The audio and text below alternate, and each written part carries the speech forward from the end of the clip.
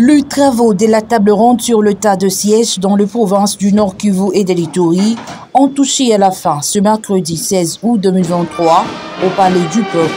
C'est le Premier ministre Jean-Michel Sama Lukonde qui a procédé à la clôture officielle de ces assises au nom du président de la République, Félix-Antoine Tshisekedi Tshilombo. Durant 3 jours, soit du 14 au 16 août 2023, les participants venus de différentes institutions de provinces du pays, les gouverneurs militaires de 2 provinces sous état de siège, les députés provinciaux et les forces vives de la République ont analysé à travers 3 commissions les options relatives à la levée, à la requalification ou au maintien de l'état de siège. Dans chacune de ces commissions, plusieurs recommandations ont été formulées et coulées sous forme d'un rapport destiné au président de la République, chef de l'État. Le Premier ministre Sama Lukonde a, d'entre deux jeux, rendu un vibrant hommage au président de la République qui lui avait conféré le mandat de convoquer et d'organiser cette table ronde qu'il a su bien conduire en tant que modérateur des travaux, tout en promettant de transmettre le rapport final de la table ronde au président de la République à qui la primeur est réservée pour les directives appropriées. Le chef du gouvernement a remercié tous les participants à ces assises qui n'ont ménagé aucun effort pour produire un travail de qualité. À la fin de ces assises, l'un des participants, les coordonnateurs de la société civile révolutionnaire de l'Ituri, Ferdinand Kitenge, s'exprime. Où il y avait la commission qui avait comme thématique le maintien de l'état de siège. Deuxième commission a travaillé sur la redéfinition de l'état de siège. Et troisième commission avait travaillé sur la levée de l'état de siège.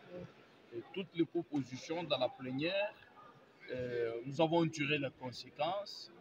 Le maintien des sièges a été voté à 100% par la commission. Également aussi la levée de l'état de siège qui avait constaté dans la plénière qu'il y a eu vide juridique au regard de la disposition de l'article 85 de la Constitution qui dispose qu'il faut aller soit à l'état de siège, l'état d'urgence ou l'état de guerre. Donc cette redéfinition s'avère un peu floue ou ambiguë, où ils n'ont pas voulu tirer une conclusion claire. Mais la levée des sièges aussi, il y a eu les gens qui ont eu à voter contre la levée. Mais en tout, c'est que l'un des participants, les coordonnateurs de la société civile révolutionnaire de l'Ituri, Ferdinand Kitenge, s'exprime. Et voilà pourquoi nous, en tant que société civile, nous sommes imprégnés et impliqués pourvu que la paix règne. C'est alors nous avons soutenu à 100% le maintien de l'état de siège. Pourquoi? Parce qu'il y a certaines mesures restrictives de liberté et certaines actions militaires qui ont été martelées pour mettre fin aussi aux conflits tribaux, clanicaux et coutumiers, voire aussi politiques qui régnaient dans la région sous l'état de siège. Et aussi, nous avons formulé des recommandations. Parmi les recommandations, nous sommes dit que pourquoi pas que quand l'état de siège reste maintenu pour la paix, la sécurité, mais qu'on ouvre des brèches pour ceux qui vont faire la campagne électorale. Ça, c'est un de deux. Et qu'on puisse aussi collaborer cette fois-ci avec les partenaires régionaux, militaires, régionaux fiables, et non comme celle de l'EAC qui était traître, et celle de la MONUSCO, d'autres éléments qui étaient contre la RDC et qui tuaient la population. Voilà pourquoi on a eu à bien identifier grâce à l'état de siège les ennemis qui attaquaient et qui tuaient le peuple, à l'occurrence le Rwanda et le Ouganda, et aussi le M23 qui est leur allié potentiel. Mais à ces assises, ce qu'on peut retenir en bref, nous voulons que la paix règne.